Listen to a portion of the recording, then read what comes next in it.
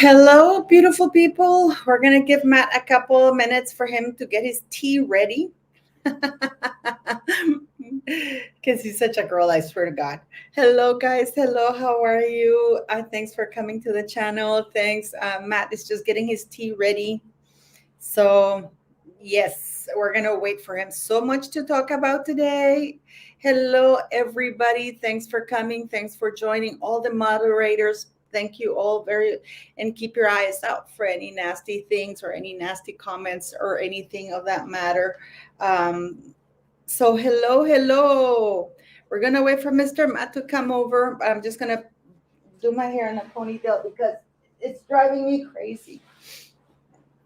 And I don't want to be touching my hair. Hello, Arcel. Hello, how are you guys? Hello. Can you hear me fine? Ragnar Iron Spear. That is such a Norwegian name. I swear to God. You know, I should look proper because you guys are here. So I don't want to think. Marvin, anda a trabajar, maje. Guys, say hi to Marvin. Hello, Beth. How are you? I'm going to look professional today. There. So, Marvin, hola, Marvin. Gracias por verme, maje. So we're going to give, what's his name, Matt, a couple of minutes because he's getting his tea ready. Okay, and yes, the city in the background, she's been a diva today because siempre yo sé, Marvin, yo sé. Gracias, Marvin. So yes, City's a bit upset with me today because I had to bathe her. Yes, if you're gonna have a baby, the sur de Texas, Nicole Agustini, thank you so very much for watching. Thank you very much, guys. Beautiful people. Thank you for buying the mugs and the t-shirts. I'm gonna have a new design come out with a new logo because literally, guys, by buying a t-shirt and a shirt, you are helping the school. So it's gonna be something along those lines. But I want to take the time to thank you for all of those new subscribers. Oh, also, City, opt in to receive gifted memberships, okay? Because YouTube randomly gives memberships, and if you see a gift on the live chats and stuff like that, just right click or click on it and then say opt to get free memberships, okay? So yes, City, City's upset today with me, and that's fine, but she's healthy. Thank you all for all of those of you who have asked. Maggie P, hello guys. Please, the moderators, I hope you guys are sharp today because, you know, thank you for moderating and always welcoming things. It is incredible. You know, I've been watching so much crap about. I was so angry about this Misan Harriman. I think that's the photographer, Meghan Markle's photographer, the black guy who photoshopped her picture of her lying down on her stomach. No, on her back, because of course the stomach at 4 months was bigger than an 8-month-old pregnant stomach, of course, right, guys? So he's criticizing that Princess Catherine and Prince William take their children out in controlled environments in certain occasions. You know, they took the children to see that plane that brought the late Queen back to London, you know, which is actually quite touching. And it's amazing the Queen chose that. I think she's really, really nice. And he's complaining about it. But Meghan Markle pap walking her kids. I mean, Archie. And I'm saying her kid, and I'm being, facetious.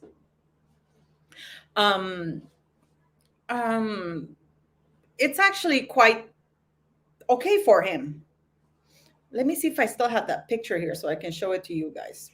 I probably deleted it because I probably deleted it, but I hope you go watch the video that I have just posted about Meghan Markle's changing faces. I am also going to do a video later Oh my God, it is so embarrassing, even by Meghan Markle standards. Oh my God, you know that Hollywood Critics Awards. Oh my God, I just found out something. It's embarrassing even for her. I mean, it is embarrassing even for her, you know? So let me see if I still have that. So for Misa Harriman, it's okay that Megan does that, right? But if the whales take their children in a controlled environment where there's security, where they're loved, where they're cared for. Look at that royal wave. Aren't they cute? Matt, where are you? The Angry Bootneck is making comments instead of joining the live. Hurry up. Go brush your hair or something. Get on the live. Um, so so for Miss Harriman, that's not acceptable. But for her, for Megan, and I really do make the point here, guys, because she could have been carrying the child facing the wall when she's walking, right? You know what somebody just said to me on TikTok? Well, you're stupid. She's carrying him with her dominant hand. Meghan Markle is not left handed, she's right handed. So the most comfortable thing would be to carry the child on your right hand side. And also, as a mother, protective instinct because you know you're being packed. Look, I mean, I wish I could say this in Spanish because it's actually quite funny. Este es el colmo, Matt. Matt is commenting. Hurry up and get on the live. He's getting his tea. Probably he's making himself look beautiful for you girls. Just because oh, here he is. Okay, wait 1 second. I hope I can hear him. Hello. All right. How are you?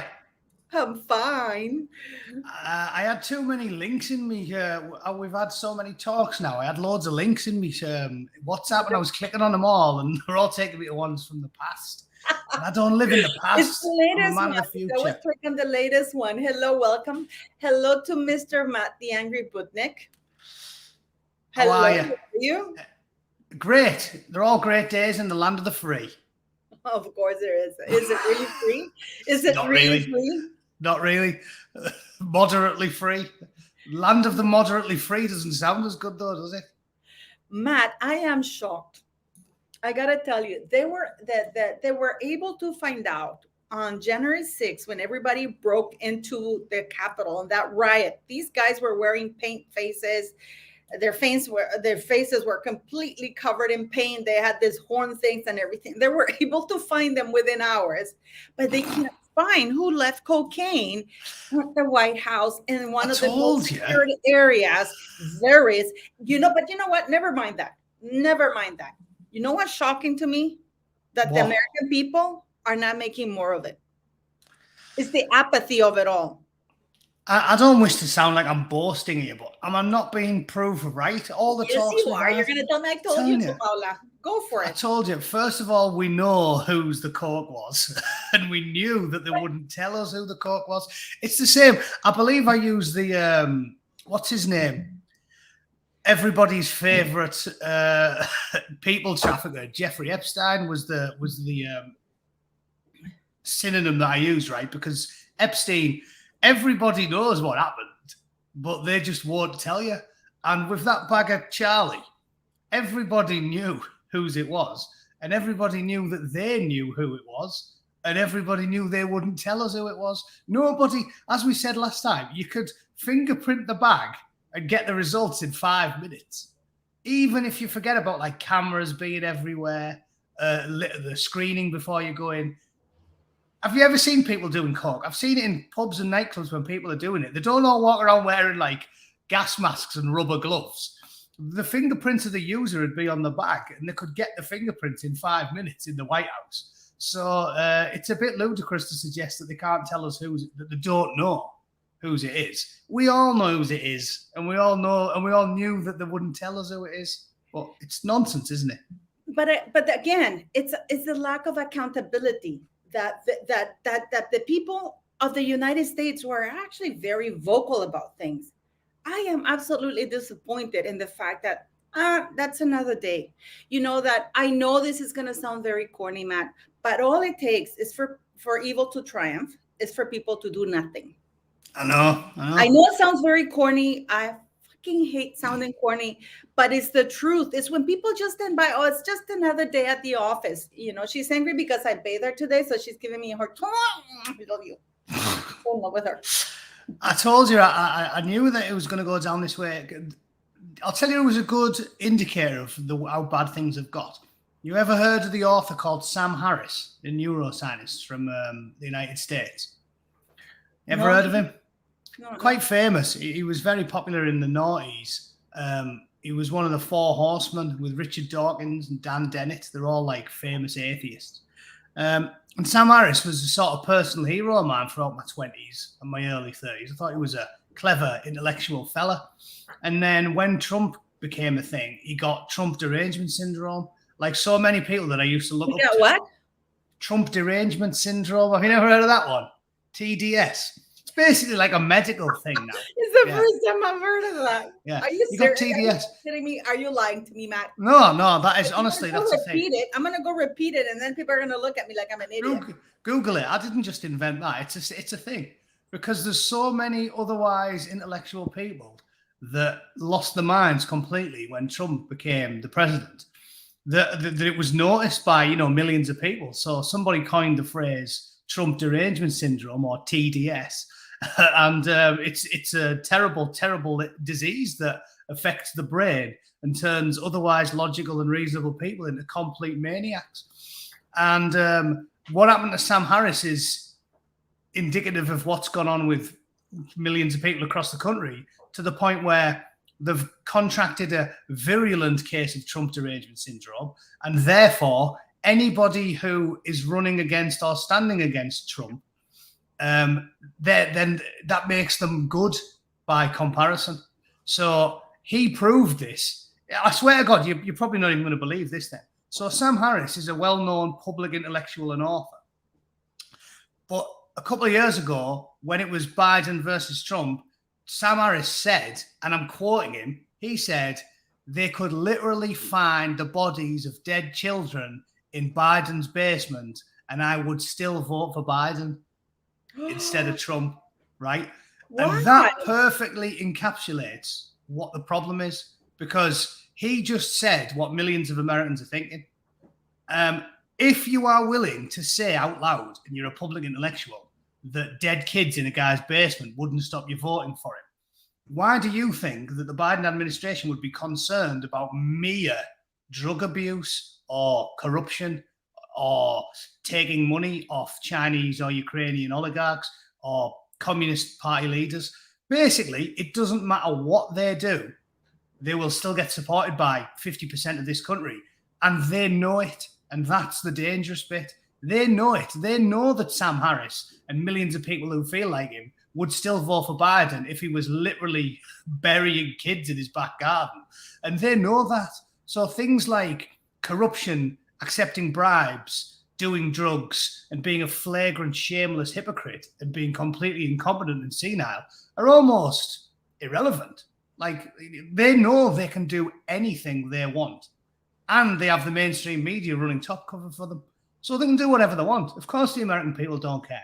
50% of them don't care whatever he does, up to and including killing kids. Don't you think it's getting less, Matt? Seriously. Slowly but surely. But again, we talked about this last time. When you have the complicit approval of the mainstream media in Silicon Valley as well, it's hard to rally around enough people to get up the outrage that's required. I think that there's probably about 20% of the country that is genuinely like as angry about it as you and I am. But 20% ain't cutting the mustard, is it? It's the majority of the country needs to be as outraged about it, and they won't be, because they're fat and comfortable and they're getting lied to on a daily basis by propagandized by the mainstream media and Silicon Valley. So they'll never drum up the rage that's required to do something about this stuff.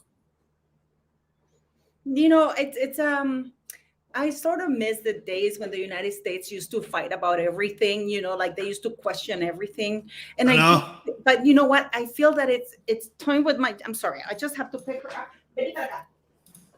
I I think it's my generation, because the kids nowadays, uh, they are so concerned about the selfies, being politically correct, being liked rather than being right, being Yeah. popular rather than being right. And I do believe that that also has fallen into the Senate, the Congress, and it's a scary thing when one of the countries that actually used to pride itself on freedom of speech, freedom of the press, it's now, it's not. It's pretty much a third world country. Never mind Cuba. Well, like I said, the problem is, and this is why I've been, I know I've told you the terms that the trendy kids use, black pilled and red pilled and all that. I've been black pilled for a long time because my mantra has always been it's got to get much, much worse before it gets better. And that's purely because Orwell talked about it out. He said this about the English, saying, they're so hard. They're just like kittens. They're hard to rile up, to stir into action. And the more comfortable you are, the harder you are to get stirred into action. And the United States, because it's got a lot of historic wealth, certainly, maybe not now, people aren't really feeling it that badly. Like, yeah, things have gone up. Things have gone up in price. What are you talking about? The levels of poverty right now are pretty awful in the United States.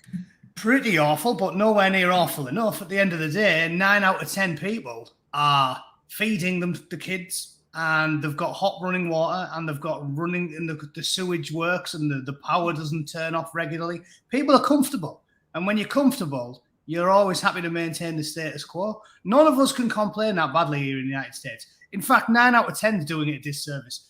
49 out of 50 people in this country are not suffering. Even the poverty-stricken in places like the United States, they're not in poverty. Poverty is the favelas in Brazil, the shanties, people who live. The kids in my school. I mean, I'm going to send you pictures, Matt, so you will understand when people talk about the levels of poverty. We're not talking that they can't afford. They only have iPhone 2016. Exactly. I mean, we're talking that there is no sewage. They don't even know what sewage is. You know what I mean? It's like 4 poles holding down to the floor with plastic, and not even thick plastic, like plastic garbage bags. And the roof, the same thing. One little room, 2 meters by 2 meters. They don't even have, it's not even theirs. They just put it wherever they can before they get kicked out. And they sleep on the ground. And I don't mean floor, because there's no floor. I mean the soil, you know? The dirt. So when I hear people complain about, we don't have enough hot water, or the internet's too slow, and that's their definition of poverty, I really feel, come here. So what I'm saying is, you agree with me, right? Yeah, the headlines are all everybody's in poverty. It's like, no. We have people who are annoyed and struggling more and putting things on the credit cards because the price of food's gone up. But poverty doesn't exist in the United States, and it doesn't exist in the UK. And I know that'll wind lefty wokists up who purposely try and misconstrue what you say. It's the type of thing that they'll screen cap that and they'll put it on Twitter and go, oh my God, the Angry Bootneck said there's no such thing as poverty in the UK. But anybody who's listening to this the context of the conversation knows exactly what I'm talking about. When you go to third world countries, you know what poverty looks like. Poverty in the UK and in the United States is they're living in council houses, or in the US they call them the projects. They're living in small, perfectly serviceable buildings with hot running water, electricity, internet access, big screen TVs. Even in the 80s, nobody had a big screen TV. I remember in 1980, like the only person who had a massive TV was like some posh guy who lived somewhere in the neighborhood. Now, you go through a council estate in England, that's where the poor people live, council estates. Every single one of them has a massive plasma on the wall. They've all got PlayStations. They've all got internet access. They've got hot running water. This is what I'm talking about. That's not poverty. Being poor, broke, that's not poverty. In the West, that's not poverty. They are not poverty-stricken in America. These black women who the ghetto moms, who, squirt them out like wet gremlins, right? Just, there's another baby, there's another one. Pizza boy's here, there's another one. That's not poverty. They do not miss meals. Think of it logically. The poor in the United States are all obese. They're not missing meals. Poverty is what I saw in Sierra Leone, or Iraq or Afghanistan. It's what you saw in South and Central America, places in Brazil. Poverty is sleeping on dirt in a shack or a shanty or a tent next to the side of a dirt road and picking fruit out of the trees and selling it to tourists by the roadsides trying to eat. That is not what they have in the United States, and it's not there's nobody in poverty. And when nobody's in poverty, you're never going to get tens of millions of people going mental, right, in the streets because they're comfortable. The people that we say are in poverty are as we speak, we say they're in poverty. They're sat on the couch, perfectly temperature controlled, watching Netflix, eating a gallon of Ben and Jerry's off their fat gut like that. Yeah, just watching TV all day. That's what we call poverty. And when you're that comfortable, are you really going to get up and at them because you've had enough? Are you going to go and put yourself in harm's way about the government? Or are you just going to shut up, accept that they're all crooked, but at least you've got Netflix and a memory foam mattress and a fridge full of chicken McNuggets? This is poverty. Yeah. So, no, I know. I mean, I get it. You know, there's a kid. Okay, this is horrible. There's a kid at the supermarket by my house. The kid is very fat, but he sits at the supermarket asking for money, begging for money for food. But the kid is incredibly, I mean, you can see. And there's a lady, you know, in Nicaragua, there's no such thing as elderly retirement homes. There's no such thing as, you know, Social Security or anything like that. So because it's actually poor, yeah. Yeah, because it really sucks. So if you're poor and you're old, it's not like you're going to get your, I don't know, welfare check or whatever. That doesn't happen here. So there's this lady who clearly needs to be in a mental institution. I don't know. Sometimes she bathes naked outside, you know, because she really is mentally insane. She's bathing. She has no idea about what being naked is. So she's bathing naked or whatever. And there's like a water thing there that she does. And I always buy her food and I always give her, you know, I never give her money because she doesn't know the meaning of the word money. She'll probably eat it. So I give her like food and, you know, and I sit with her. And the little boy, because he sees that I give her money or not, I give her food and stuff, he has started sitting there in his very comfortable chair where the lady's on the floor without any shoes or anything. And then he goes, why are you giving her food and stuff? And I'm like, and I said to him, have you looked at yourself, buddy boy? If you can afford to have that, and he has those chairs that are portable that you can even put a bottle in there. Yeah. And this lady is sitting literally on the floor. You can see at the sole of her feet that she's never worn shoes because of how they are, you know. Yeah. And then he gets angry with me because I give the lady who actually needs help. You know, so I see the United States people like that. I see the United States is like that. They're all overweight. They're all, not all. I'm not saying that all my beautiful people there, but all these people who complain the most about poverty, they're overweight and they're collecting checks. And I think you should come here. You should come here. Exactly. And that's what I mean when I say that there's no poverty. Everybody knows there's poor people all across the world, but poor people in the West are not in poverty. They are merely a bit poor. It's like, ooh, poor people in the West are like, oh, I'm poor because I can't afford to eat in the really nice restaurant that I'd like to eat in. That's our definition of poverty. Back up the fucking truck here. What do you mean that benefits in London are capped at $2,100? That's almost $3,000. What the hell is that? That's poverty. Honestly, me and my missus, right? We both work. Is this serious? Is this real though? Yeah, this is what I'm saying about, because think about it, right? Nobody in the history of the human race has ever said, I've got enough money, thanks, right? Again, this is where my conservative streak comes out. With regards to things like public sector pay in the United States, in the United Kingdom, or benefits, nobody has ever said, you're all right, keep it, I've got enough money. It's not in the human dictionary, right? We do not use that phrase, all right?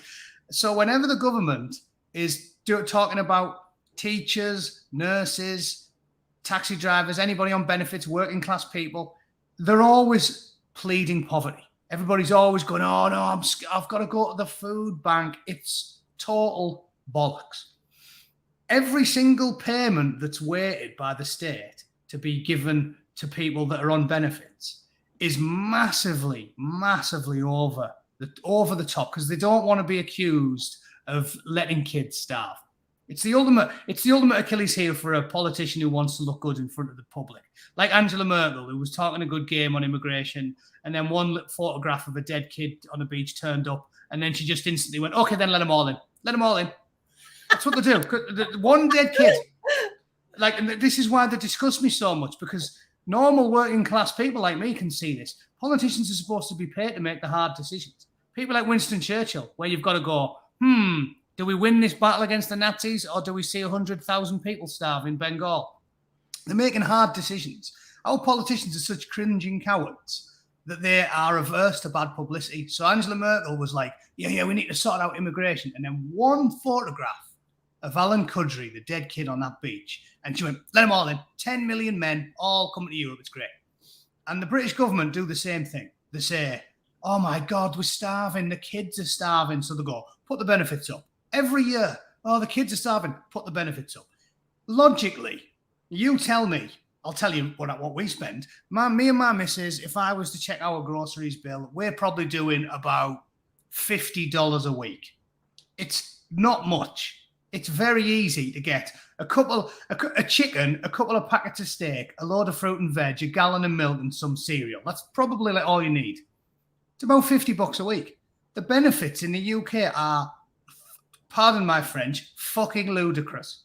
They give them these enormous sums of money because every year they plead poverty. Oh, I've only got £98 a week for food. That's 3 times what you need. If you're living on the state tit, you should be getting about 35 quid a week for your groceries. Because me, when I was living in the UK, I went back there a year before last. I lived on my own for a year because me and my missus, we hadn't fell out. We were doing a working thing. But basically, I was there on my own. I was spending about...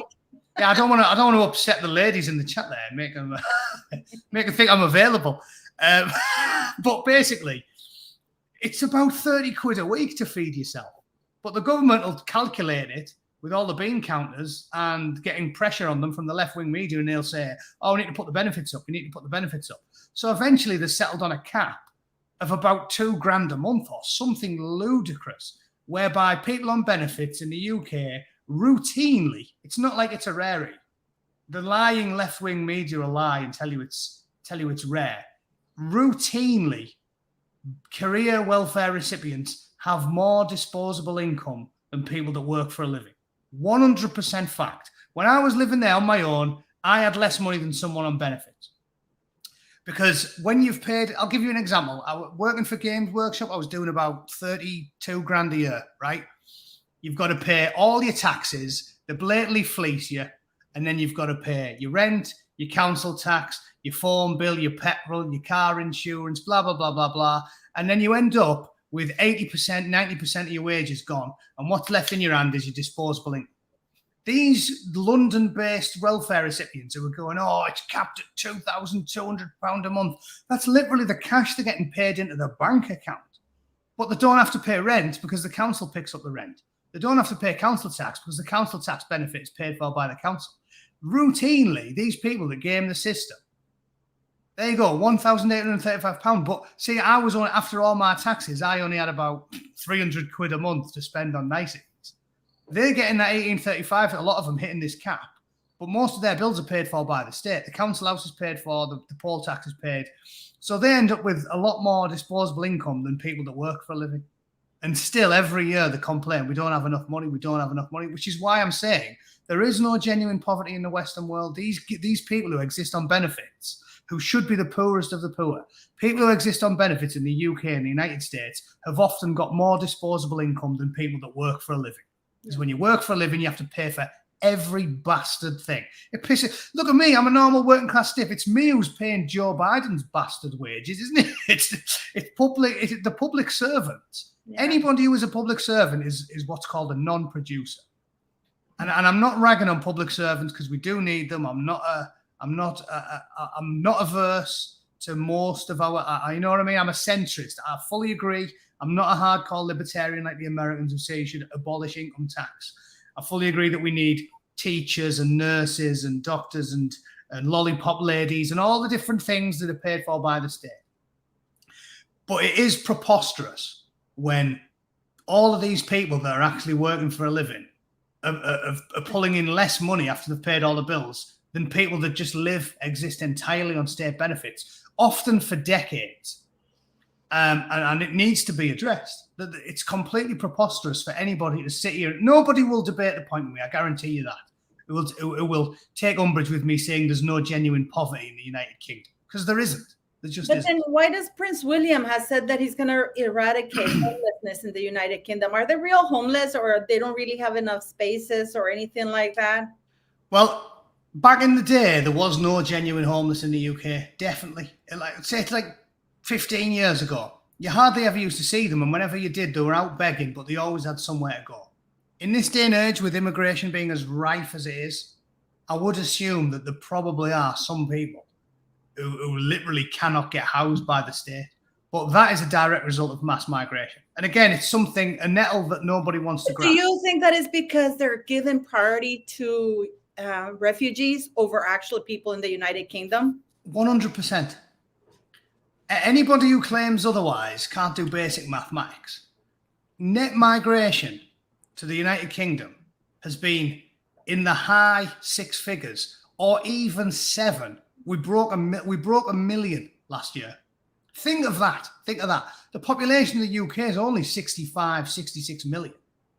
And last year we had a net migration. We had 1 million people move to the UK. 1 million people. So it's more than 1% of your population. Think of that in one single year. They always all the lefties talk about the Huguenots who moved to Britain in a mass migration centuries ago. It was nothing like the scale we've seen in the last 10 years.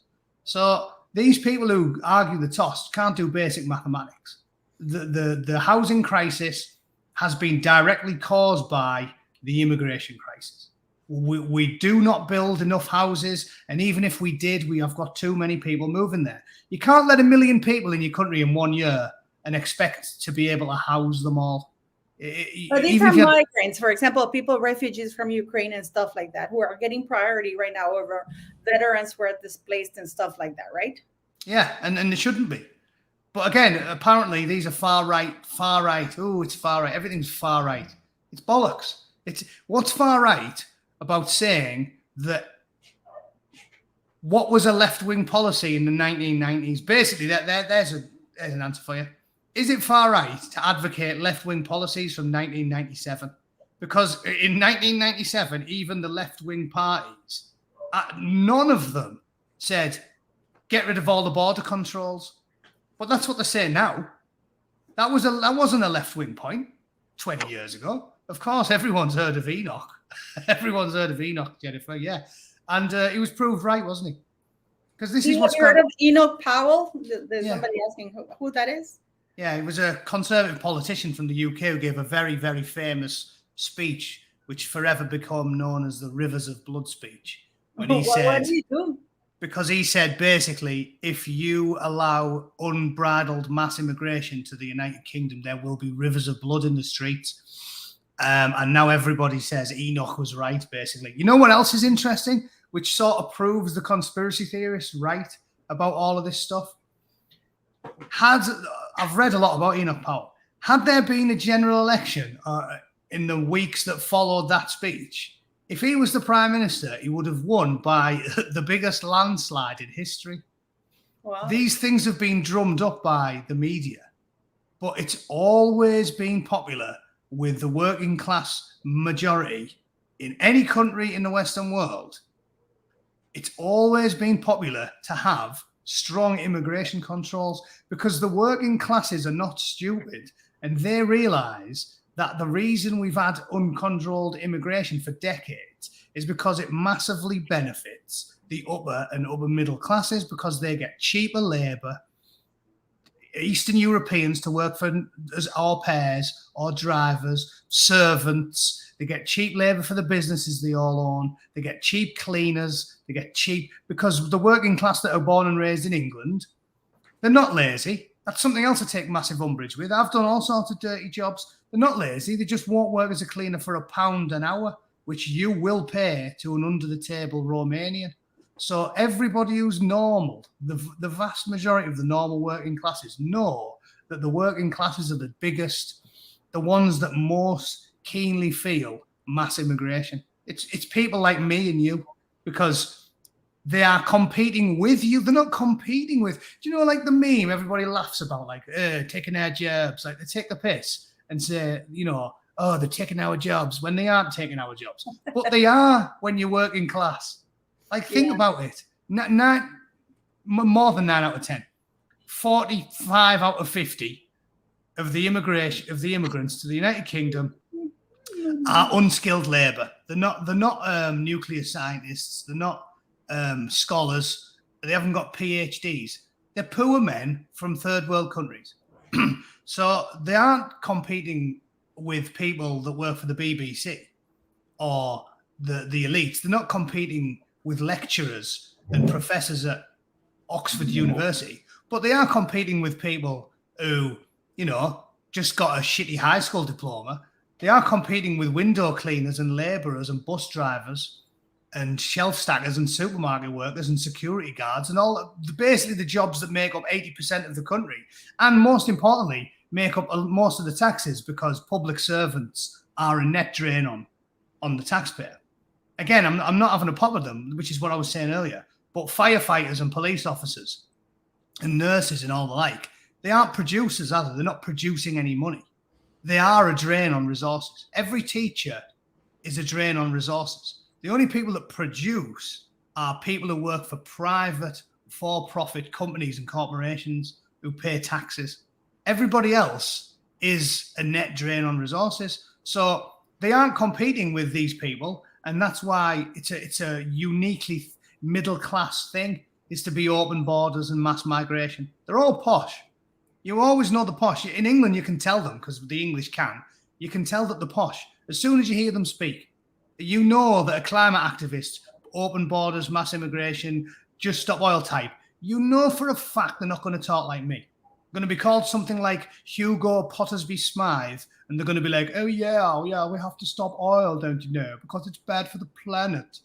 They talk like Prince fucking Charles, because it's a hobby for posh people, which is ironic because he's well enough when it comes to their town. Yeah, so they move them all to the poorest areas, just like my hometown, which is absolutely swamped with them. Swamped with them. Again, I can't believe that it seems like people like me are the only ones talking about it. The mass media and Silicon Valley cover it all up, so it seems like nobody's talking about it. But I guarantee in every pub, in every bar, normal people every day are saying, this is fucking lunacy. We just let in millions of people who can outperform, but can easily outbid us on a contract for anything. Because if you're from Eastern Europe and you've been broke your whole life, your tolerance for lower wages is much, much, much higher. So of course you're not going to get guys like me who are willing to clean the toilets for £1 an hour, but they'll be able to find illegal immigrants who'll do it for £1 an hour. So it's nakedly obvious that it's in their benefits to let them all in, but it screws the working classes. Totally screws them, and then everybody knows it. But which homeless do you think Prince William is referring to? Because actually, I was looking at that. I mean, does he mean immigrants or refugees, or does he mean proper British, like homeless veterans? Because he's in the royal family, you would think that he would be doing it for, like the veterans that have served their country and they're homeless with PTSD. So which homeless do you think is referring to which homeless he's referring? I think it's a completely inane soundbite, and he hasn't hardly given it any thought at all. He just thinks it sounds nice. But if he was to actually move a plan into action, he would prioritise the foreigners first. He wouldn't prioritise British citizenry, because that's not cool. That's not PC. Any accusation of prejudice or racism or bigotry or anti-immigrant sentiment is anathema to the royal family. So not only is he not going to do anything about it, but if he was going to do something about it, he would prioritise foreigners. Because you'd never, ever want to see... He would... Listen, this is what I mean by an anathema. It is the worst possible thing for him. If he sees an immigrant on the BBC who turned up illegally in the back of a fucking tomato van, and he goes on the BBC and says, oh yeah, I was talking to Williams charity and they said they were going to find me a house. But then there was only one house, and there was me and this bootneck wanker, and he needed a house, and they gave it to him. That's an anathema to them. They will win every argument because think about it. If I apply for a house under Prince William's scheme and Umbutu Umbueto, the illegal who sneaked in a bathtub from fucking Sierra Leone, if me and him are both stood in front of Prince William and we say we both need a house, mate, he's picking him. He's picking him. Because if he picks me, he goes straight to the BBC and they put him on the telly and he goes, oh, it was me and this white guy, and he picked the white guy. Even if he made us roll the dice, if we roll the dice, I'll tell you what, let's do it the fair. We do it fair to military. Dice off. Whoosh. If we roll the dice and I win, he goes to the BBC and says, Prince William's a despicable racist. Prince William hates black people. Prince William hates refugees. Prince William hates followers of the religion of peace. He's got loads of cards he can play. I've got nothing. If it's me and him stood in front of him and William says, right, we've got one house. Who wants it? Umbutu Umbueto, the illegal immigrant, gets it. Where do you get those names?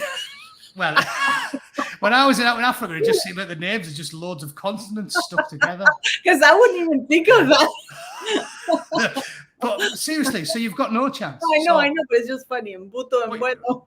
Yeah. Well, the first one I used was, I think I said to someone, my African name was Matty Ungwankbo, because a lot of them end in bo, don't they? Matty Ungwankbo. Yeah. And then someone made the name, and he always pops up in my chat now, Matty Ungwankbo. That was meant to be my African name. Anyway, the point is, you've got no chance. This scheme is doomed to failure, because in a very real sense, that is exactly what would happen. The last 10 years, no equality. There's no equality to who gets housing. It's basically a discrimination against white people. Against white people. It is. Pretty much. 100%. 100%. Because it is awful. I wanted to ask you something too, because now, I understand that the Secret Service has come out, or whoever the fuck investigated, and said, oh, we don't know who left massive amounts of, because it wasn't just a little amount of cocaine. Apparently it was a little bit. Who controls the House? Isn't it the Republicans? Which one is it that the Republicans control? The Republicans have got the House and the Democrats have got the Senate. Yeah, but the House, the House has more power than the Senate, because bills have to get through the House to get to the Senate. Yeah, but that's not necessarily true, is it? Because it's run the same way as the United Kingdom is, basically. Because, I mean, the UK spawned the country. It's almost all the same, really. They just renamed stuff. Essentially, the reason why I'm going at it is, why isn't the House demanding a proper investigation? Because I know they've been hailing everybody through the coals. This FBI former director who says, no, I didn't hide anything from Biden. I mean, they sit there and they lie under oath and nothing happens to them. This is my biggest thing with the House right now. They have a lot of power. Why aren't they using it? Well, this is what I'm telling you. They haven't got a lot of power. They haven't. Because it's the same system that we use in the United Kingdom. You've got an upper and a lower house, right? So essentially, it works exactly the same. The House is charged with passing bills, right? But they can't pass the bills. They make them, they write them, and they pass them. And then they have to go to the Senate. And then when the Senate pass the bill, then it goes to the president, and then he signs them. That's how it works in the United States. So the House has got a lot less power than you'd think. They do a lot of this stuff for window dressing to try and help. Essentially, it's electioneering. A lot of the things these little committees and investigations the House are doing, because they have the power to do that. Essentially, that's just electioneering, because they're trying to say to the world, look what Hunter Biden did. The House launched an investigation and we found this, and this. But really, they've got no real power other than the electioneering, because how it works, as I've just explained, the House passes the bill, then the bill has to go to the Senate. And if the Senate don't pass it, the bill is dead on arrival. You must have heard them say that before, dead on arrival for the bill. They always say, oh yeah, that bill's dead on arrival.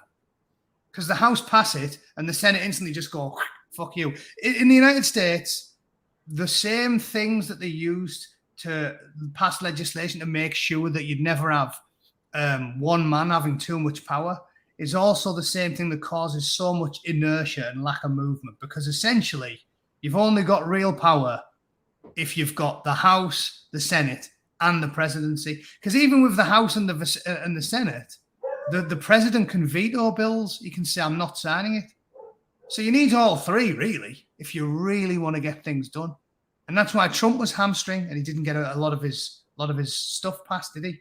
Because he only had the And House and also, he Senate. was brutally honest about the fact that it's like I keep going back to that debate he had with Hillary Clinton when she was running, and they asked, "Is it true that you use this scheme to for your taxes?" He goes, "Absolutely," and so does Hillary. So do Hillary Clinton's major donors, and this All is of them. why, well, she was a senator in New York. She never did anything about changing the laws of. But I love that he was honest about it.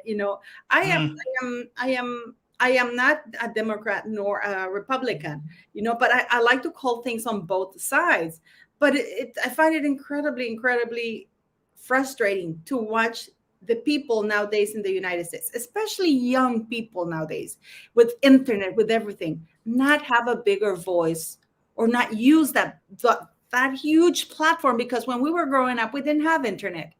Like the cycle of news, it would take forever, and people still stood up and did things. But nowadays, I see kids with huge platforms, and they use it for left woke thing and really stupid things, and they don't think for themselves. There's no original thinking, no critical thinking, nothing. It's like when I heard Prince William do that thing about the homeless, I thought, okay, I'm sure he'll start with veterans who have given their lives or sacrificed their lives, or for their country. To me, that's the first thing it will go. First children, then elderly, then the veterans, and all British, and then whatever's left over, to any other people accommodating. But charity starts at home. So I was actually, I was wondering why about that, because I thought homelessness, because I know Princess Diana worked a lot with the Center Point, and they're mostly British.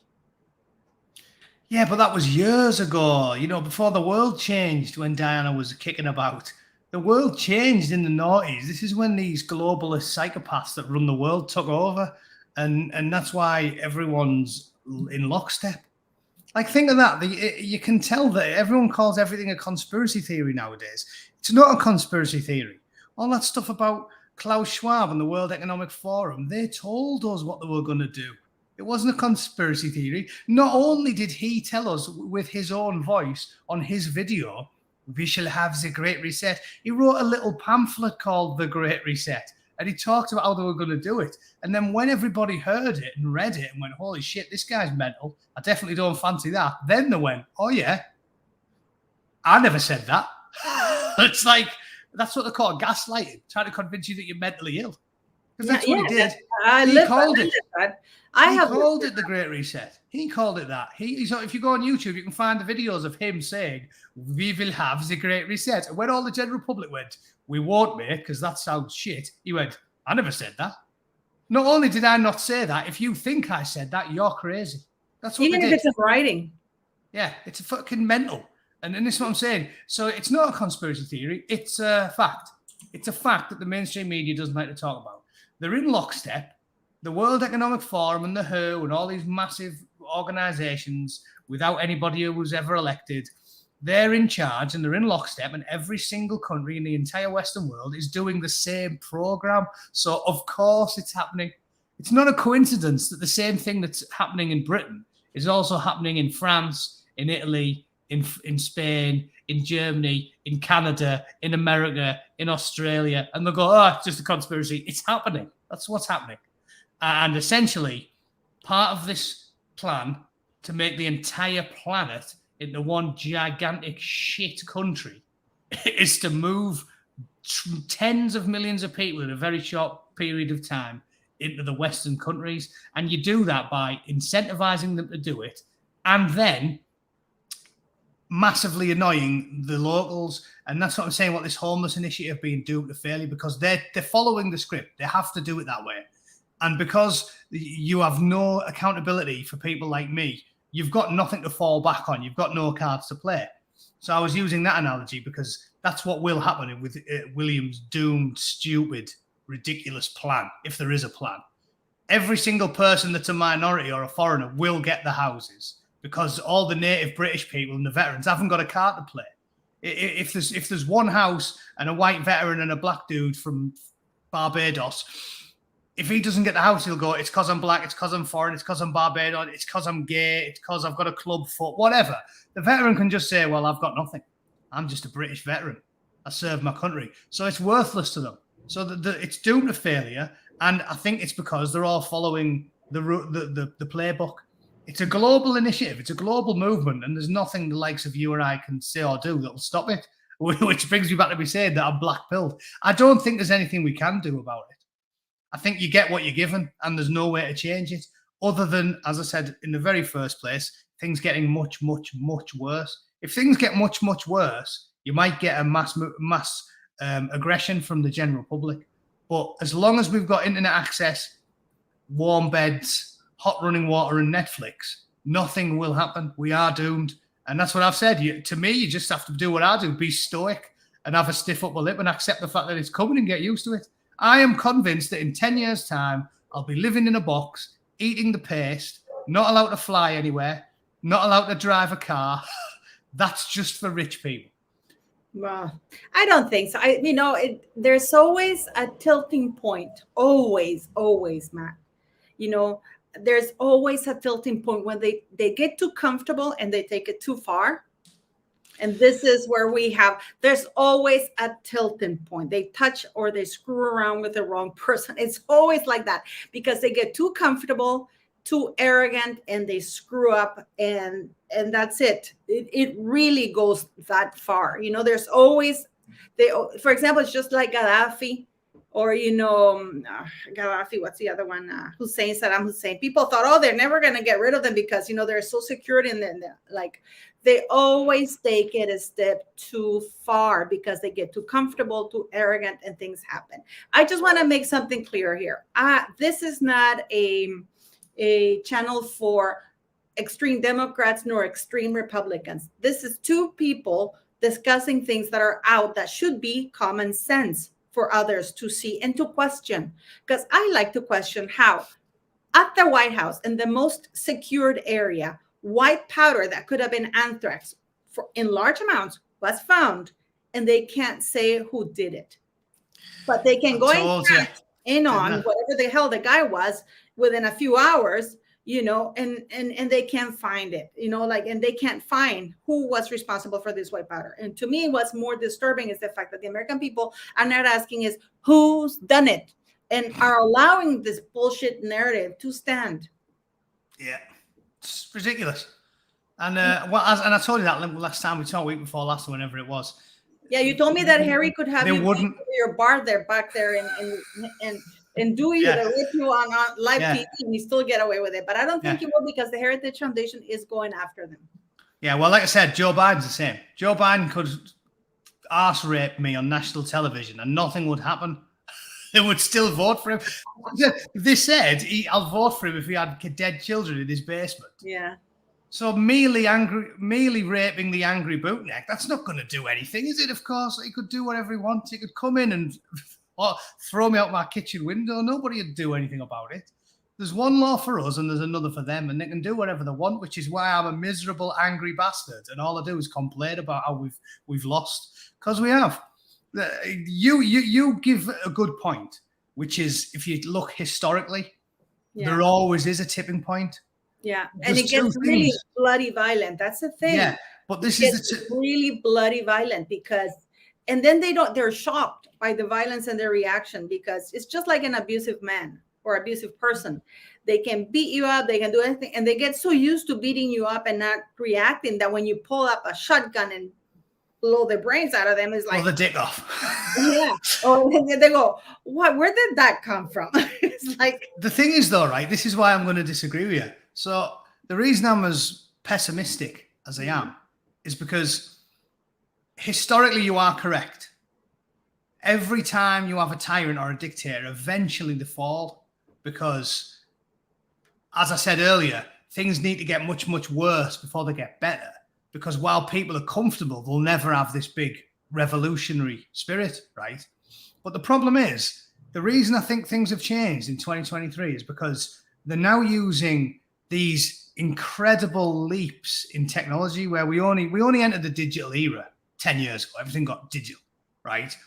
And they're using that technology not to improve the world, but to engage in an unprecedented level and ability to spy on everything you do all the time and control everything you do all the time.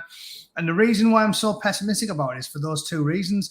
The technology, what's going to be, it's going to be an authoritarian worldwide technocracy, right? Because they're going to use the technological advancements they've made to be able to spy on us all the time. Like, you will not be able to have this conversation without them knowing about it. You won't be able to phone anyone, email anyone, anything.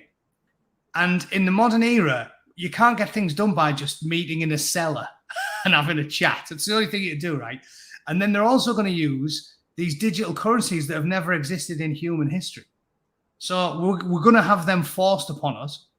And in 10 years' time, the control will be total, because you won't even be able to eat. If they say Paul has said things we don't like, you're going to go to the grocery store to get some steak and some vegetables, and you scan your card, it doesn't work. They're going to be able to put this level of control on us that's never existed in human history. And that's why I'm very, very skeptical. Because at the same time... I disagree. Look what happened to Bud Light. They wanted to go woke. Look, you affect their wallet, they suddenly do a turnaround. You know that corporations are different, because of so many protests by women, and by women I mean you were not born with a dick.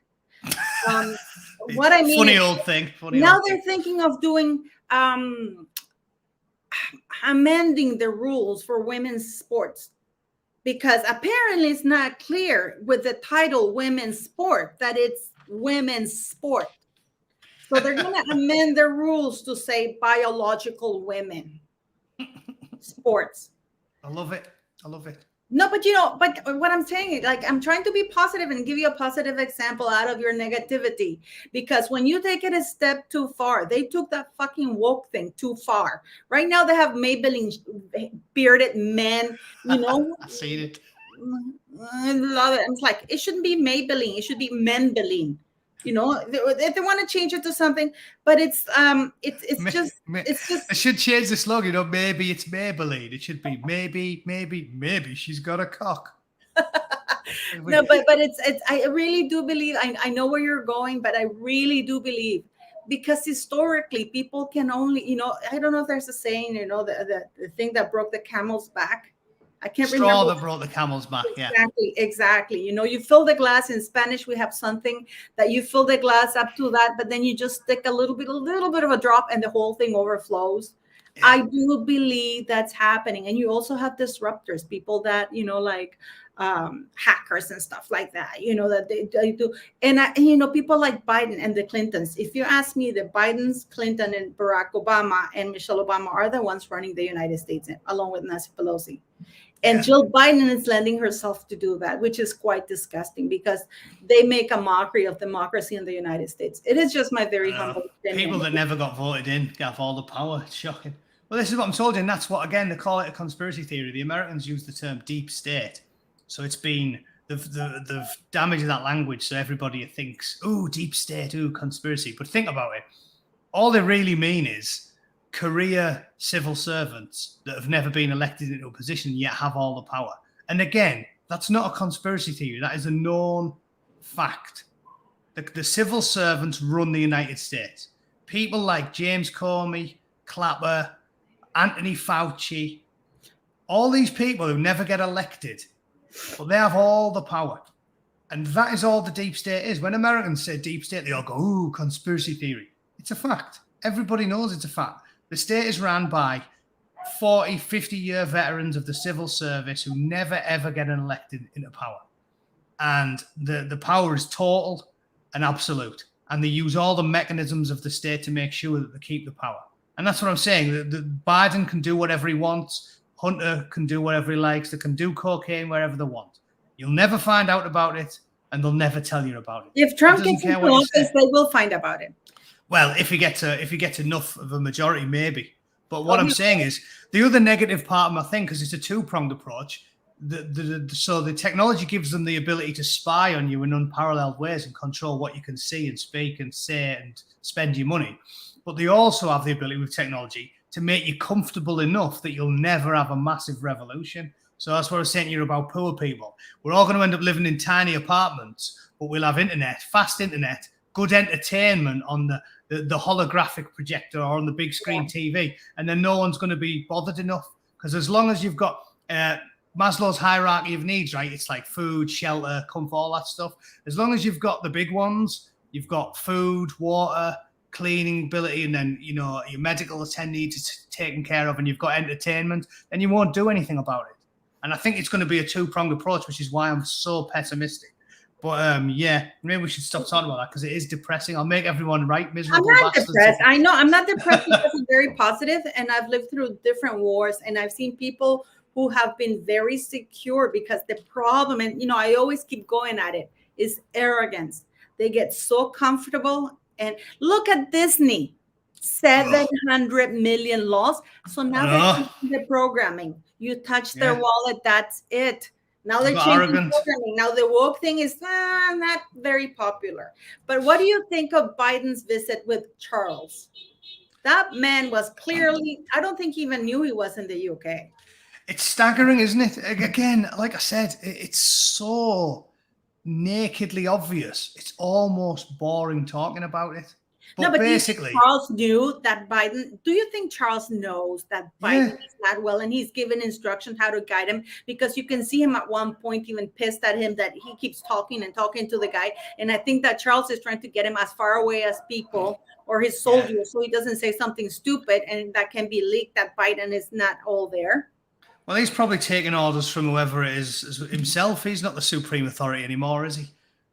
But the naked hypocrisy there is obvious. I mean, one example is, do you remember when Trump went over and he walked in front of the Queen because he's, you know, and they went on about it for 2 weeks, literally for 2 weeks. They still went about until Biden walked in front of Charles. Yeah. Oh my God, he walked in front of the Queen. Oh my God, and then Biden does it, and it's like no mention, not once. No, not only they said that it's up to the monarch to allow that to happen. Yeah, so it's preposterous, isn't it? It's just preposterous. That's what I'm saying. No matter what Trump did, they said it was bad. And no matter what Biden does, they say it's good. It's 1984. Up is down, left is right, bad is good. It's ludicrous, the world we're living in. And that's just a good example. Let's talk about this because we have to talk about this. Hugh from BBC. God. Now, I got to tell you, now the BBC is cracking down, saying that nobody should be talking about it because if they talk about it, it's gossip because the police has cleared him. Because, of course, he was engaging in adult entertainment and the police have cleared him. So whatever happened was between two consenting adults, in spite of the fact that one of them was somebody 17. Who had clearly, 17. But remember that in the United Kingdom, 16 is the age of consent. However, 18 is the age you cannot exchange pictures if one of the persons is under 18. That's correct?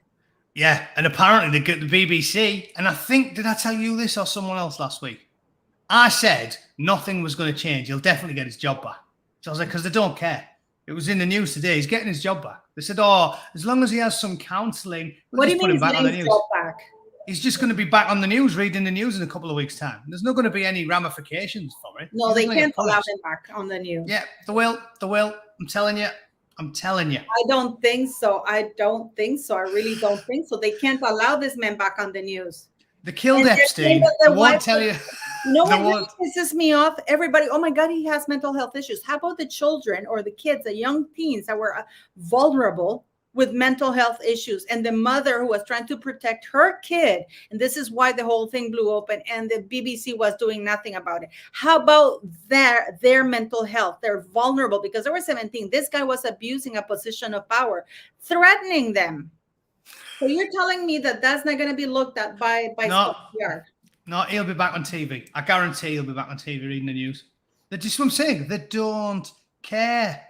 They know that we know whose cork it is. They know that we know what happened to Epstein. They know that we know that Hugh is a manky, dirty old pervert who was hitting on a 17-year-old when he's 61 years of age, and they don't care. They don't care. He'll be back on TV. But not only that, he was threatening the team. Oh, wait, there's lower. And also think of this. This is a good point. So one of my followers sent me this. he sarcastically said to him on my channel, "It sure is a good thing that Hugh only ever did this to one teenager." Think about it. He's a pervert and he's 61 years old. He might have done this to 100, and this is just the only one we know about. Do you think he just all of a sudden started being a pervert at the age of 61? If he's been caught for one, he's probably done it 100 times. Think of it that way, right? Because you don't just wake up one morning 61 years old and go, wing, I'm a pervert now. Right? So he's probably been a pervert for a while. This is just the tip of the iceberg. And what is this thing with Dan Wootton that I've heard that exploded all over the internet? Someone on Twitter said he's a pervert or a rapist or something as well. But again, it's just allegations with him. I haven't seen any concrete evidence for it. When it comes out, it'll come out. But again, they've brought us, even if it is all true, they've made us rod for their own back, because surely, therefore, Dan Wootton's gay. They have to treat him the same. If it turns out he's a pervert, well, then they have to go, yeah, but you didn't mind when Hugh was a pervert, so who cares, right? You have to keep him his job. Because this guy was calling everybody out, right? This Hugh guy was making it like a big deal, like when Prince Andrew, with the 17-year-old, remember? Yeah, how come exactly. Everybody, and I hate to say this, but everybody was onto Prince Andrew because they were, he was with a 17-year-old, even though he wasn't as old. Nowhere near as old. He was in his early 40s. No, he was 41. 38 in his. All right, I thought it was 41. Well, whatever the exact age is, what I'm getting at is that's if you put these things on the sliding scale, and as we've laughed about this in the past, haven't we? Because I said to you, I don't want to sound like I'm being pro-nonce, but I was just saying there is a huge difference between a guy shagging a 17-year-old and a guy shagging a 4-year-old. There is a huge difference, and if you want to put these on the sliding scale of criminality, a heterosexual relationship with a 17-year-old when you're 38 is way less egregious than a homosexual one with a 17-year-old when you're 61. That's like it's almost pensionable age. It's like a dirty old man. And Virginia didn't even look at, when you see the photo. Some people are going to say that the difference between Prince Andrew is because they claim that this girl was trafficked. But then if she was willing participant and she was excited, how does he know that? How does he know she's been trafficked? All I know is on that photo. This is what the mainstream, this is what Virginia Giuffre has been saying, that it was against her will, that she was trafficked, that she was paid $10,000 and she chose to go there and she was exciting, telling everybody she had met a prince and everything else. But she wasn't, she didn't know what she was doing. She was forced to do it. Well, I think that's bollocks. I understand. So I'm asking you, what do you think is the difference between this man? Because the kid got himself into a dating app, right?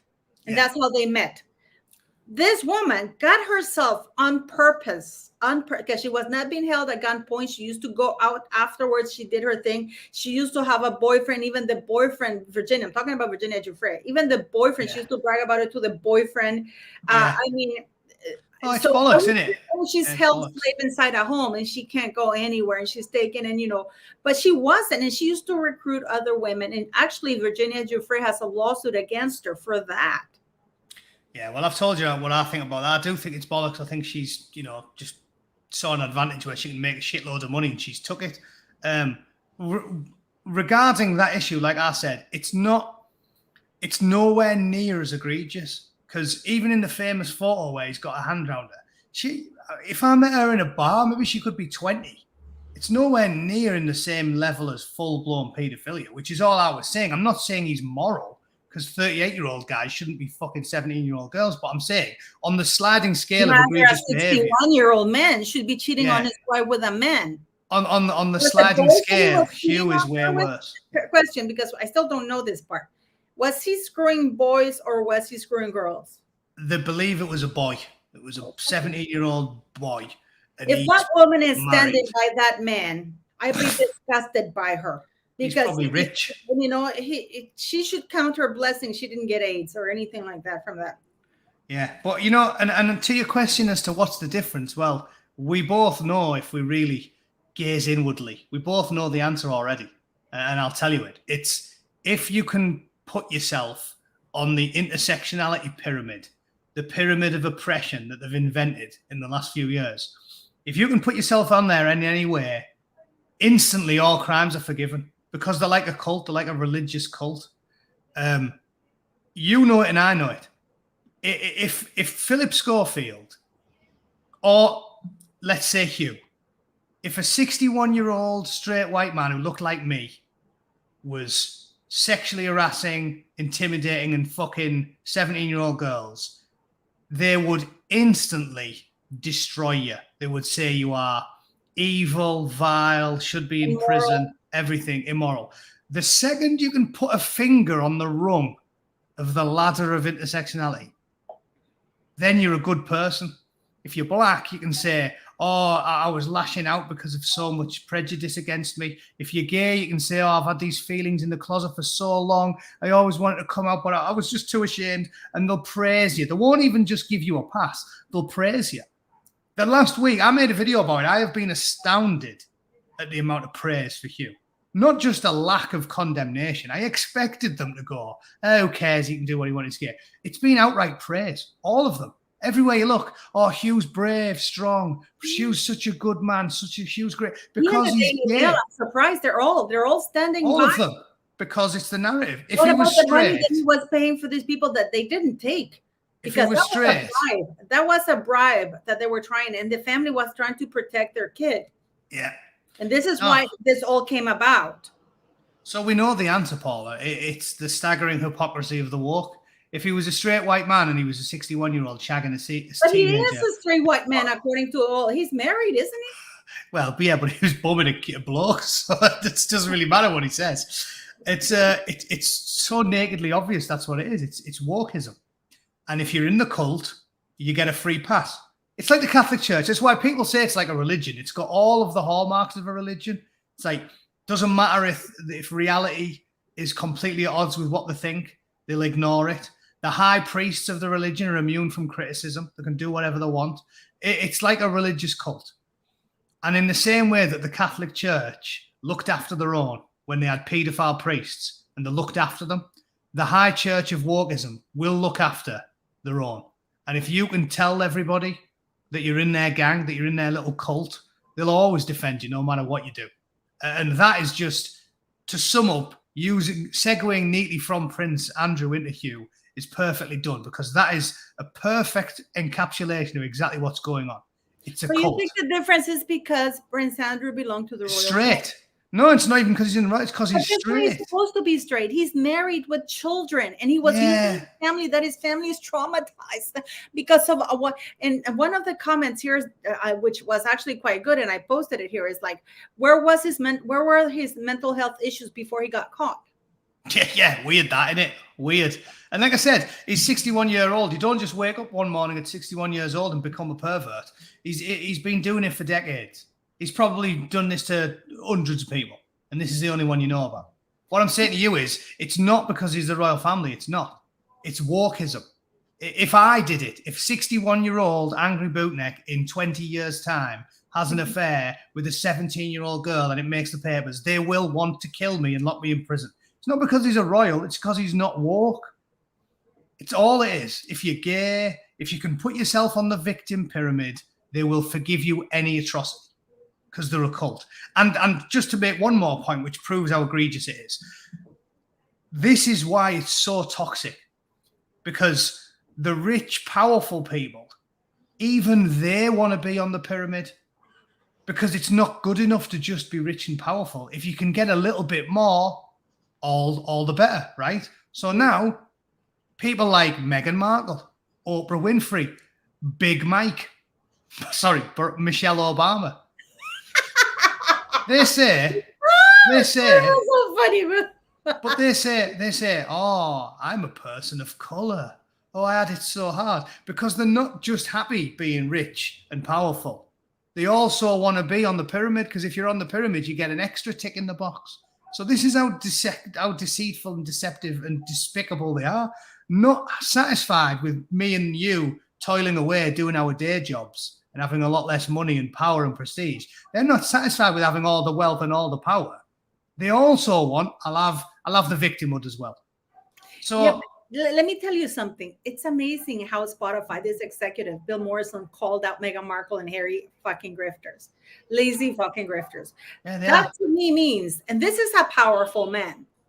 And he didn't mince the words. And he even laughed at Harry, saying, "Oh my God, I got to tell you this story when I did a Zoom call with this." He's a moron. Yeah. Like it. So I know that you say, no, these will never see. But when you have people like Bill Morrison coming and calling them lazy fucking grifters, and it's complete silence in Hollywood. Yeah. You didn't see Tyler Perry leaping to Meghan Markle's defense, calling Bill Morrison racist. Probably because they don't like her. She's charmless, isn't she? She's probably a fucking bitch. No, but I'm talking about Tyler Perry in the Black community. They were awfully quiet when a white man called Meghan Markle a lazy fucking grifter. I'm not being funny, but Meghan Markle's not black. If I was a black man, I'd be pissed off at Meghan Markle. What I mean? The Black community claims her. She won an NAACP.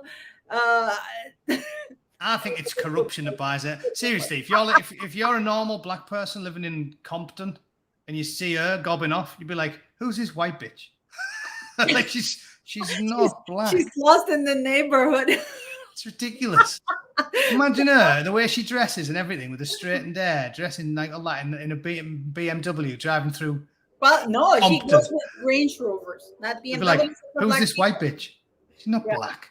I'm absolutely, but because you have no idea. Suddenly I've been getting I don't know what's happened, but suddenly I've been getting so many nasty emails back about you, white lady, are such a racist. And I'm like, excuse me, you realize I'm mixed race. I'm actually darker than Meghan Markle. I look more ethnic than Meghan Markle does. You know what I mean? And then I have an accent when I speak, and I speak 4 languages, but and I have an accent in all of them because I grew up speaking all of them, so I never got to fully develop one accent. When I speak Spanish, I have an accent. When I speak French, I have an accent. Norwegian, clearly I have an accent there. But it's a hatred. It's like that women like me are taking Meghan Markle down. And I'm thinking, well, what is going on with the American people? And these are clearly black people who write to me. So and I wrote back to her and I said, why are you claiming her as black? This is a woman who really rejects everything about her. She's had so many surgeries that there's nothing black left about her. Yeah. Well, like I said, though, that's why she's so detestable. Like, she's rich and famous and powerful, but she still wants the victim pyramid because it's like, it's just extra bonus points. So there's poor, malnourished, impoverished, depressed white guys out there who've got nothing, who live in a trailer park, and they're not allowed any victim points. You can have like no legs, homeless war veteran. You literally got your legs blew off in a war, live in a tent, starving to death, alcoholic drug addict. And Meghan Markle is more of a victim. Just think of that. Like, that's the world we're living in. Because they want everything. They want the money and the power and the victimhood. I remember when I was growing up, we had heroes who looked at females, like that overcame adversity and they were powerful and you wanted to be them because, they overcame all this adversity. But now Meghan Markle hasn't overcome anything other than giving blowjobs.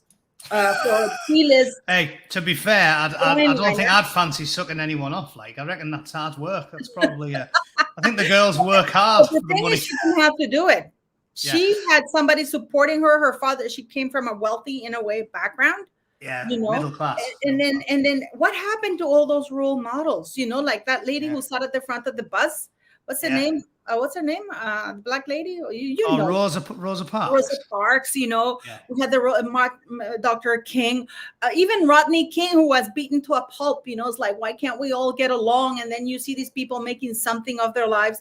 But no, it's these really white privileged people, or privileged, who are now, it's like, Big Mike talking about her daughter. How oppressed she is, I'm so worried. I'm so worried about Molly or Obama. But she's concerned about her daughters getting racism. While the bodyguards for life they have are opening and carrying them everywhere, going to Ivy League universities, mingling with the likes of Beyonce and everybody else. She's worried about them facing racism or of the world that they have waiting for them. You've got white men in America who are war veterans from Iraq who got their arm blew off, right? And with the remaining arm, they're flipping burgers in Burger King for 50 hours a week for minimum wage. and they think he should be shedding a tear going, oh, I hope Malia Obama's going to be all right. Fuck off. To say this is the world we're living in. It's complete lunacy. Or Barack Obama claiming the United States is racist when he was elected twice. There's a homeless war veteran covered in feces in the bus shelter, and he's like, "Oh, I hope Obama's doing all right tonight, the poor bastard." It's like he's celebrating his 60th birthday with celebrities in Martha's Vineyard, whatever the poor bastards. You've got to pity them. You know what's funny? That reminds me of when that there was a book I read by John Ronson years ago called oh God, what was the name of it? It was a great book as well. I read it about 8 years ago, and it was all about this initial explosion of, so you've been publicly shamed. That was the name of the book. So you've been publicly shamed. Is it good? And it was all about these famous incidents of people's lives getting ruined by public shamings on the internet. And one of the most famous ones in that book was the woman who invented the term manspreading. Have you heard the term manspreading? No, what's that? You don't know that? No. Well, manspreading became ubiquitous, right? Because I love it. And it's these feminist, militant, woke women. They said that men, when they get on public transport, they spread the legs too wide open because obviously we've got balls that don't like to be squashed wafer thin between your thighs, right? You mean she said these rude, privileged white men sit on the subway with the legs wide open. And it's called manspreading. And for a couple of months, there was this mass pandemic of knobheads on Twitter going on and on and on about manspreading. And it started because this one woman who took the original photo was insufferably middle class, living in downtown in New York City in this really posh apartment. And John Ronson talks about in his book. She essentially wakes up in perfect privilege, has a nice hot shower, gets a Starbucks, and then gets on the bus, on the subway. And then when she's on the subway, she sees a homeless, suicidal, depressed war veteran. And because his legs are a little bit wide open, she becomes the victim. Like he's the oppressor and she's the victim. And that is exactly what's going on in the world. Oppression is so seductive to everybody. Because if you ever make a mistake or you make a bad decision or you do something wrong or you do a Hugh or you do anything like that or you do a Hunter or you do anything terrible, if you can just place one finger on the oppression pyramid, you can say, it's not my fault. It's because I'm oppressed. So it's not my fault I'm a paedophile or a rapist or a thief or a liar or a crook. It's not my fault. It's because of the oppression. So this is why it's so seductive to everybody. What's the name of the book, Matt? It's called So You've Been Publicly Shamed by John Ronson. It's a good book. It catalogues all the really interesting incidents of public shamings on the internet. And that is exactly what it does. And it explains why victimhood is so compelling. It's so seductive. But this is just a recent phenomenon because before this wasn't it. Before, up till early 2000s or, mid 2000s, the victim narrative wasn't big. It was all about overcoming stuff, and people like this tough mother Earth, this woman overcame this, and look, I made this of myself. This is why everybody loved the United States, because everybody became a success story. But for people like Meghan Markle, she doesn't become a success story. She becomes a victim story. Why? Yeah. Well, this will take too long to get into. I don't want to bore the ass off everybody. We're going to go anyways because I know you have another. By the way, before we go subscribe to Matt's channel. I don't know. It's Angry Bootneck. I don't know what you're waiting for. Go subscribe. We have to get him out of that fucking algorithm he's gotten himself into for speaking out. I'll never get out of that algorithm. Yes, you will. Doomed. Yes, you will. I'm doomed into it. There's my link, by the way. But anyway, the point I'll quickly will say where it comes from, though, is it's a uniquely political movement. It was spawned by the postmodernist sort of commie activism of the 90s, well, even earlier. And when they realized that as soon as the working classes got a promotion or a mortgage or a nice car, they all turn into capitalists. And the commies realized this every time they were on the cusp of a glorious revolution. It fails because all the working class people turn into capitalists. So they rebranded it.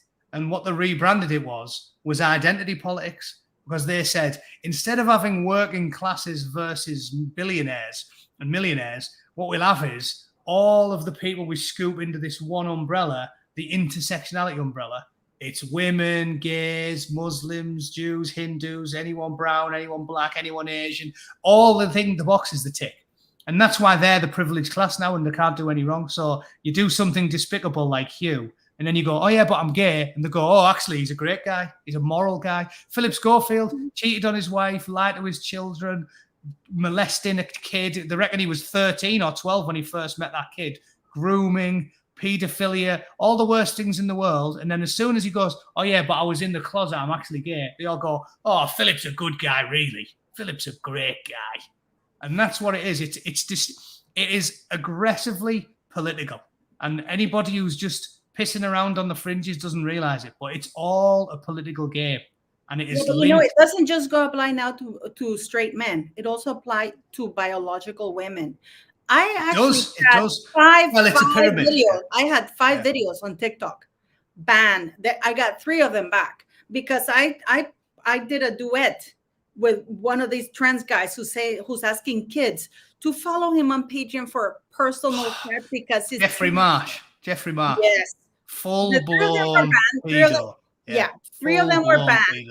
And it's like for hateful speech or for hate against I don't know what the fuck it was, some form, I don't know if they're sex, gender, whatever the hell it was, but I was like, what are you talking about? I'm a female. I am being discriminated against for actually claiming that I'm a female, because even if I say I am a woman, that's offensive. Just like if you say, like you're. I don't care what anyone says about that Jeffrey Marsh guy, that creepy horse-toothed freaky fucker. I would if no, don't tell me how you feel about him, buddy. If you told me I had to go drinking with Jeffrey Marsh or Bill Cosby, I'd pick Bill Cosby and I'd let him mix the fucking drinks, because at least Bill only goes at women. I know I'll be all right with Bill. That guy is seriously creepy. He's still allowed on TikTok. Because he's on the pyramid. This is what I'm telling you. It's a pyramid. It's a hierarchy. Straight white man. Bottom rung. In fact, no, we're not even bottom rung. We're subterranean. I hate to say it, we women are alongside you guys now. Straight, but you can say you're a woman. Oh, it's because I'm a woman. Therefore, you're above. You can't say you're a woman on TikTok. You have to say you're a biological woman. Yeah, but what I'm saying is it's a hierarchy, and it's straight white man at the bottom, straight white women at the next, and then it's everybody else. Then it'll be like lesbian white women. Because I've seen an article in The Guardian years ago, and it said, straight black men are the straight white men of diversity or something. They were like basically saying, oh, straight black men have got way more privilege than queer black men. Like, that's what I'm saying. It literally is a pyramid they've made. And right at the very, very top is whoever can say they've got the most things. So at the very, very top, it's like black, disabled, Muslim, lesbian, trans, like they're at the top. And it's whoever's got the most is at the top. So because Jeffrey Marsh has a couple of those things he can tick, he'll say, I'm genderqueer, gender fluid, non-binary. Therefore, he climbs up and they go, oh, okay, he's all right, really. He's all right, really. If I was doing it, just think of this. If I was putting out the videos, just how I am now, normal looking bloke, and I just said all the things Jeffrey Marsh does, but instead of in a camp, ooh, hello voice, just in my normal voice. If I was making videos now going, all right, kids, come and talk to me. You don't want to talk to your parents. Just you come on, kids, come and have a chat with me. I'd be in jail faster than you can fucking say. You have the FBI on your doorstep. In fact, I wouldn't finish the first video. My door would get booted in, and then you just see me get bent over this desk, and there'd be about 10 black masked coppers all over me. This is the power of the identity. Think about it. In fact, I might do it as an experiment. Find me one of his pervy videos, and I'll just sit here, right, like with no makeup on. I'll just have like a cup of tea and my shirt off. Why don't you do it on TikTok, and I'll put it on my TikTok. I'll just be here with like a cup of tea and my top off. All right, kids, don't tell your parents. Come and have a chat with me, kids. See how that goes down. Patreon. Yeah. Nobody understands you, but I do. Let me tell you, let's close up with this thing. Do you remember Saturday Night Live? That show in the United States, very famous. It used to be good. Well, okay. Yeah. Do you remember a skit by Beyonce? and Justin Timberlake, where she's recording all the single ladies, right? And they have Justin Timberlake and two other blokes standing behind, and she's trying to sing, and then she says, stop it, and it doesn't feel right. And then the director comes and says, why not? Well, the song is called All the Single Ladies, and they are not. Well, now apparently they're trying to get rid of that because that's not inclusive, even though it was a funny bit because the song is called All the Single Ladies, So now they're even trying to call it out, All the Single Ladies. Preposterous, yeah. And that's exactly where we're going. Like I said, you can see it's this political movement that's being pushed from the very, very top because the world has changed so drastically in the last sort of 6 years. It must be coming from somewhere at the top. It's not just organically happening because it's crazy. The stuff that they would have put on television only 6 or 7 years ago that you couldn't get away with now. If you tried it now, they'd say bigot, racist, xenophobe, homophobe, he should be in prison. How dare he say that? The world's gone completely mad because it's a political project. But I think we'll have to talk about that at length another day. Yeah, we'll do another live. We should do this on a weekly basis. It's a lot of fun. I love talking to you about everything. But anyways, Thank you, Matt. I know you have to do another gig. Right. But hopefully I'll convince him to come. Let's do a weekly thing because this is really cool. And I hope that next week if we do it live, I hope that guy is not back on BBC because my Twitter will blow up. I will post so much crap about it because it can't be. Telling you, I don't think he will be. Where did you hear that? Do you think he really will be? Yeah, he's in the oppression Olympics, and he's got a few boxes he can tick, so he'll get back on the BBC. Trust me. I'll be surprised. We'll hope not. But anyways, thanks for that, and I'll see you next week, guys. Thanks for Matt, and go subscribe to his channel. See ya. Well, I hope you guys love the chat with Matt, and I hope you go subscribe to his channel. No, actually, do subscribe to his channel because he's kick-ass and amazing. Thanks for having joined us. Please do share this live, subscribe. This is for us to come and talk on both sides. If you have good arguments to make, you're always welcome. So thank you very much, guys, and have a wonderful Sunday.